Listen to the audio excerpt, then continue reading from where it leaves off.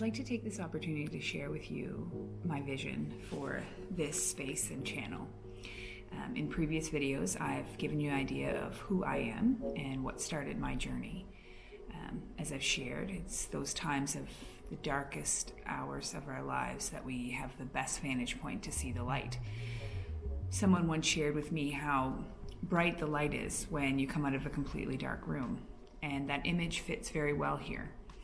Sadness, devastation, loss, and grief can cause us to become so low that we're able to see things from an entirely different perspective. At least that was my personal experience and has been. I hit rock bottom in my life and came face to face with my reality. I started to question myself and to wonder, if it all ends tomorrow, will I be happy with what I've accomplished? And the very obvious answer was, of course, no. And from that place of brutal honesty with myself, there was only one action left to take: to change. If you don't like your life, if you don't feel happy or content where you are, then you either have to accept it or change. Now, I'm not new to change, and I have been changing my entire life. I've played the role of a party girl, a devoted student, a helpful sister, a loving friend, a class clown, and many other parts that fit my situation at that particular time. But from this new viewpoint, from this admission that despite all the fun I've had in my life, I wasn't truly happy, I had to discover why that was. Why wasn't living a life of fake it till you make it working for me? The answer, which has come over many years now, was simple. You can't fake your life and expect to feel genuine happiness, because nothing real can come from an illusion. What I needed to do was to face my life, to own up to all aspects of who I was, allow myself to be me, imperfect and all. I was spending so much of my time trying to find happiness by becoming who I thought I should be, who the world, my parents, and the media told me I should be. It was a battle to break all of these fake personas that I've spent years fostering, to not be the perfect student and admit that I don't know everything, or to not feel confident every time I go somewhere, which all my friends seem to think that I always am. I've had some very uncomfortable conversations with myself and others in order to come to the realization that I wasn't really living in the moment, true to myself.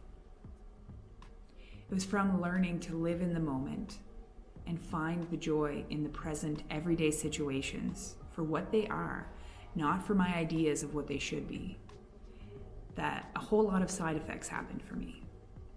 I lost a lot of weight. I became better at money management. I grew personally, professionally. I became a better mother, a better friend.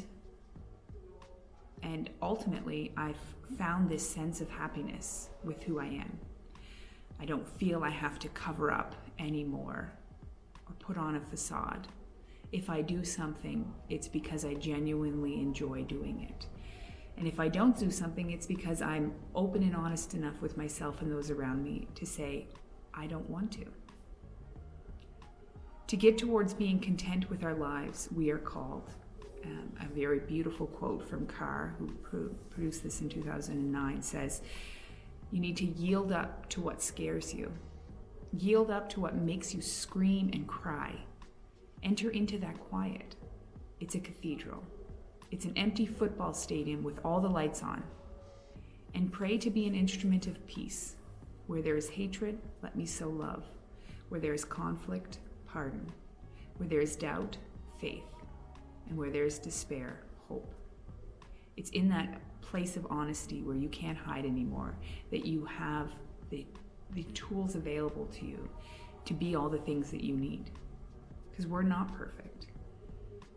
But we're perfectly us, created and made for this world. By pretending to be different or through avoiding the imperfect lives we're given, we're doing a disservice not only to our Creator and ourselves, but to this world. I needed a punch in the gut to remind me of that, and to realize, as the Casting Crows say in one of their songs, that you're just one step away from surrender, one step away from coming home, and that you're not alone. We are not meant to do this alone. We are not meant to live this fake world of perfect, but rather we're called to share ourselves and our experiences, faults and all, so that we can grow in community with each other and shape this world into a more loving place. And the side effects of that are beyond this world.